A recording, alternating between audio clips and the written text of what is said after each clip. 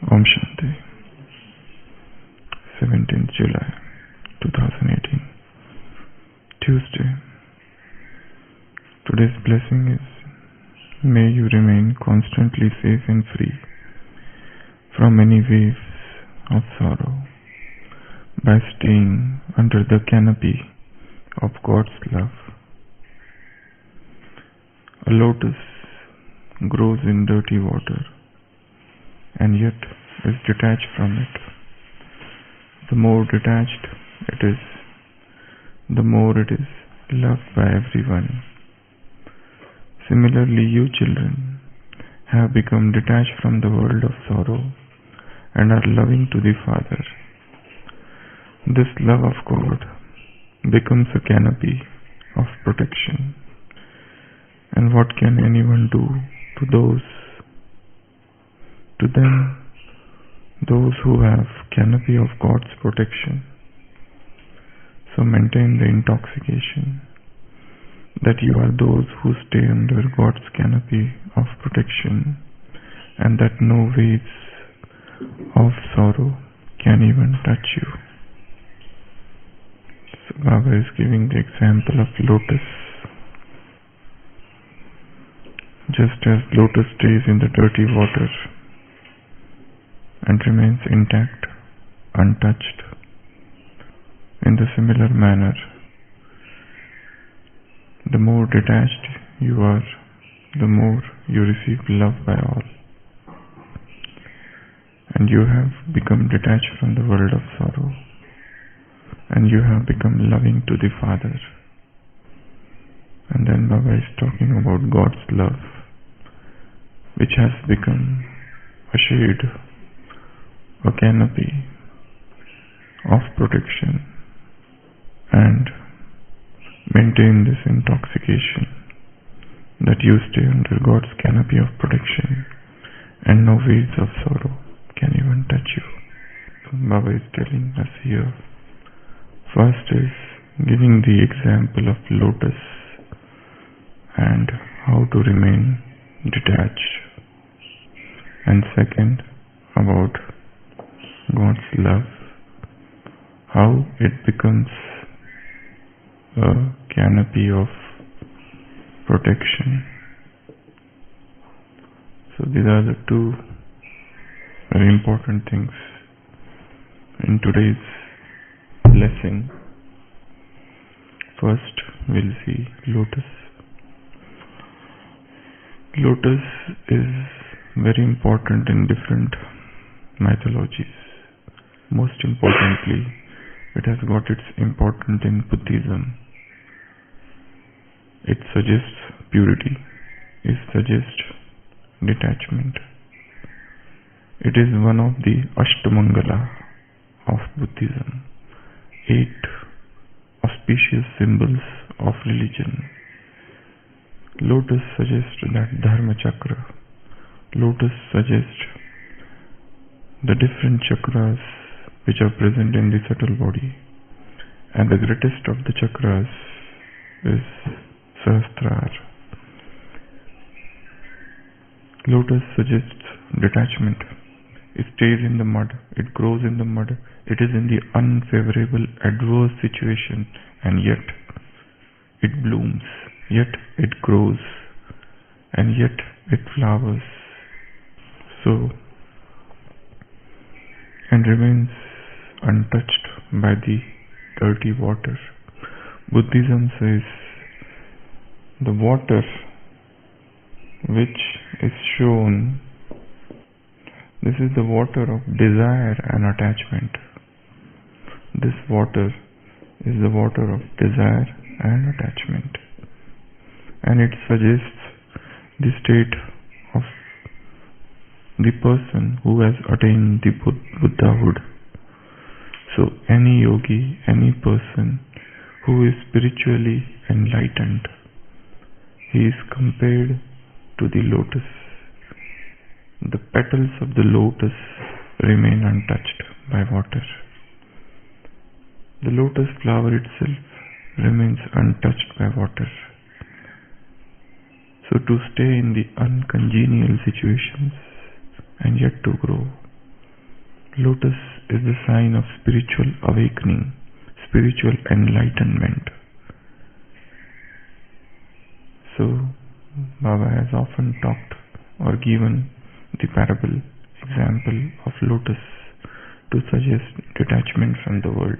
You have got detached from the world of sorrow and you have come in the world of happiness. So learn from the lotus. Become like the lotus. So Buddhism has given foremost importance to this lotus. Second is Hinduism. In Hinduism, lotus suggests beauty. Lotus is a symbol of vehicle, especially Brahma, Vishnu, Saraswati, Lakshmi, and last Kuber sometimes, and most of the other deities as well. So it is shown in Indian mythology when Vishnu was in Yoga Nidra, from his navel lotus rises.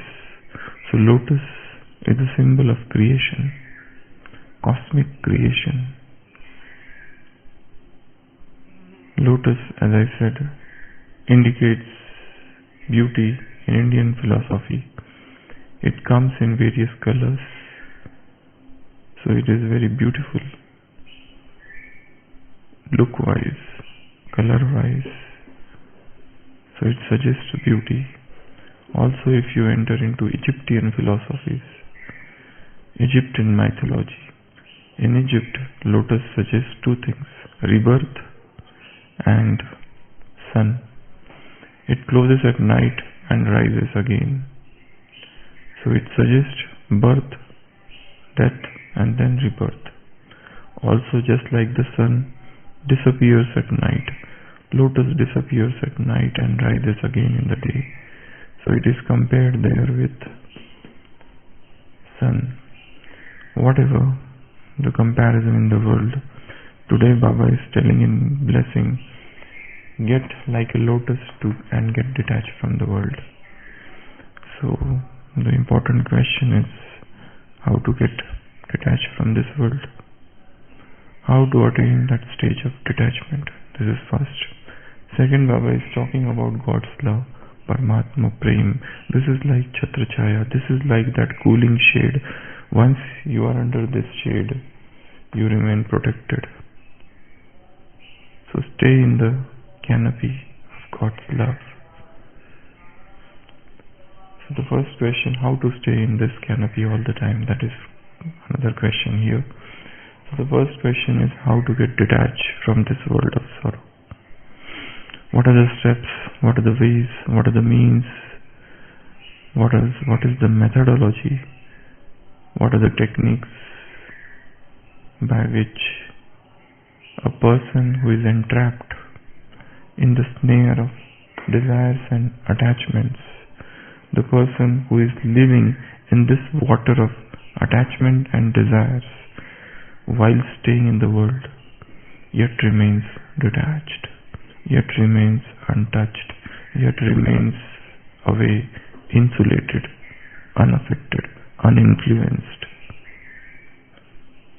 So what should we do to remain detached? Like the lotus. Lotus is also called Arvind.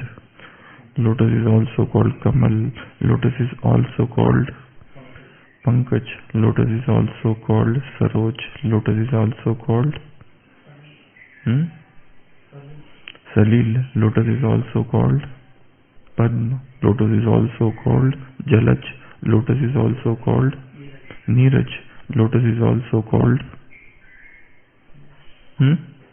Kumbhaj. Lotus is also called, there are many names. Nilofer in biology, in Egyptian philosophy, Pythagorean beans. So there are about 25 names by which lotus is called. So how to remain detached from this world? Become a guest and think of yourself as a guest and this world as a guest house where we have come for some time. This is not our permanent home. This is not our permanent address. We are here only for a time being. The moment we finish our work, off from it. Just as we stay in some guest room, just as we have to change train and on the station we stay in the waiting room for some time.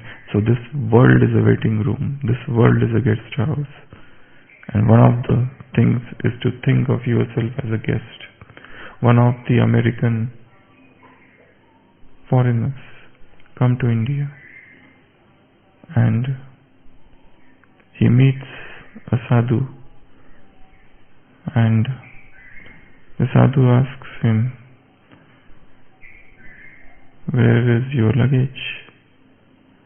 Where are your things, paraphernalias? Where are you lodging at?" The foreigner says, "I don't carry much because I am a guest." So the sadhu takes him in his kutia, in his hut, and he finds there is hardly anything there. No furniture, nothing. So he asks him, "Where is your furniture, things, house?" He says, "I don't carry anything because I am also a guest. But I am a guest in this world. You are a guest in India. I am a guest in this whole world. So I don't carry anything." So the first thing in getting detached is thinking of yourself as guest. Second, increase love of God. Ishwari Anurag, Vishaya Virag. The more one loves God, gradually, by and by, the person starts getting detached from the world. Then, what's love? Third, how to get detached from this world. See the drawbacks, faults and failings and imperfections of the world. What this world has given us, what damage it has done to our spiritual life. All the temptations of the world, had they not been there, we would have progressed quite ahead. Everybody feels that we are trapped somewhere in some snare. We are trapped, ensnared in some prison, some mental prison, some emotional prison, some prison of relationship, some prison of bodily attachment. Each soul is spending his life in some unknown life imprisonment,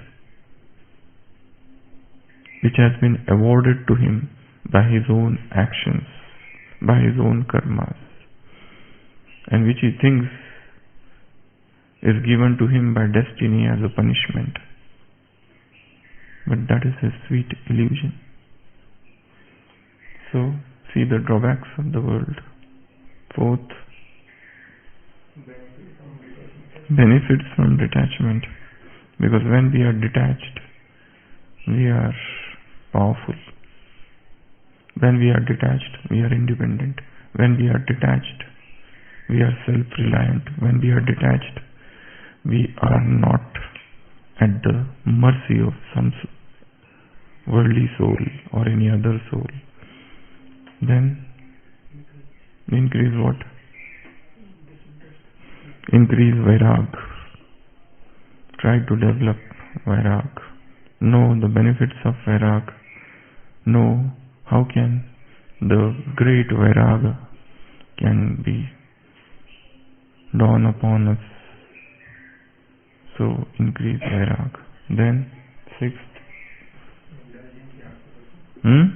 increasing Tyag and Tapasya. Then,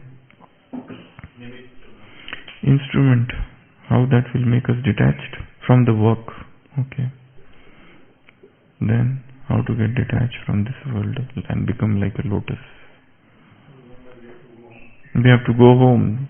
There was one murli only on this, that we have to go home. It's a time to go back. It's a time of return journey. It's a time to go back to Godhead. So make preparations. Be ready. We need to begin our return journey.